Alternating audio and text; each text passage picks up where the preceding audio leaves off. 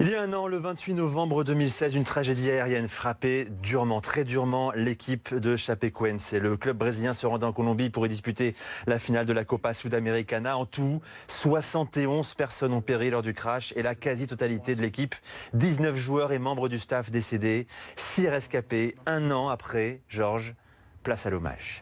Oui, commémoration évidemment. Aujourd'hui, vous allez le découvrir. Ça, c'était il y a un an évidemment.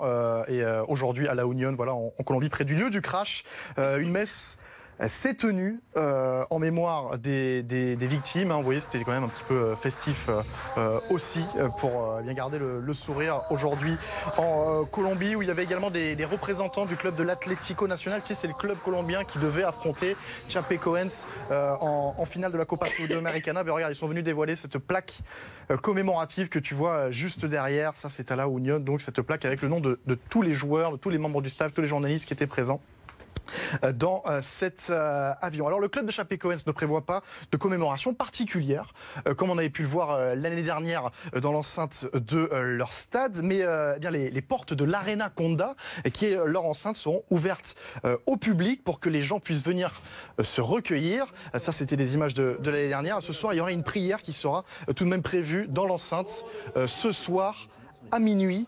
Le couloir des vestiaires va être recouvert d'images des victoires des victimes du crash. Et dans les prochains jours, Nico, les murs du stade vont être recouverts de portraits peints des visages des 64 victimes du club. Donc ça va être un moment véritablement poignant. Il faut savoir que la FIFA a précisé il y a quelques jours qu'une minute de silence sera observée sur tous les terrains de football à l'occasion des matchs disputés aujourd'hui et demain pour honorer la mémoire des victimes. Donc a priori, ça va être aussi sur les pelouses de Ligue 1. Alors un an plus tard, l'enquête continue tout de même pour savoir ce qu'il s'est passé. Alors ce qui est désormais certain, c'est que l'avion, au moment du vol, n'avait pas assez de combustible et était trop chargé. Alors selon les enquêteurs, cette compagnie aérienne avait l'habitude de ce genre de pratique, c'est-à-dire d'économiser du carburant.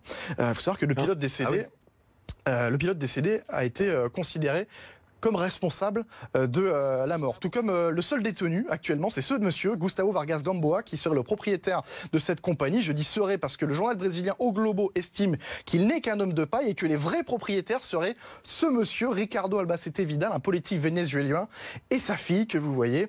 Donc on voit que l'enquête n'est pas tout à fait terminée puisque ces personnes-là sont en liberté et que l'enquête se poursuit pour reconnaître véritablement leurs responsabilités. Les familles des victimes, elles se battent toujours pour obtenir réparation, car malgré toute la solidarité qu'il y a eu au moment du drame, tu vas voir, elles se sentent aujourd'hui un petit peu délaissées. Les familles ont été oubliées, les victimes ont été oubliées et le club s'est approprié la tragédie. Alors, il faut savoir que le club commence à peine en fait, à renouer le dialogue après plusieurs mois de tension, ce qui redonne un petit peu espoir aux familles des victimes qu'on voyait un petit peu démunies. Il faut rappeler que trois joueurs ont survécu de Chapecoense. Le gardien Jackson Follman, qui a été amputé d'une jambe, le défenseur Neto, et puis le latéral Alan Ruschel, qui a lui repris en août. Et on l'avait vu à Lyon, Édouard G l'avait vu à Lyon, parce que Chapecoense était venu disputer un match face à Lyon, en match amical. Regardez ce qu'il me disait à l'époque. Je suis très heureux de reprendre l'activité que j'aime le plus au monde. C'est très plaisant de retrouver le football. Je ne peux que remercier Dieu pour tout ça. Retrouver en quelque sorte une partie de ma vie d'avant, c'est un grand plaisir. Voilà, le plaisir pour Alan Ruschel, on l'imagine. Rappelons que le club s'est maintenu en championnat il y a quelques semaines, on en avait parlé ici, et que beaucoup de joueurs vont arriver en fin de prêt, parce qu'il y en a beaucoup qui étaient venus justement pour refaire l'effectif. Donc on va voir un peu de quoi sera fait l'avenir de ce club véritablement dans les prochaines semaines.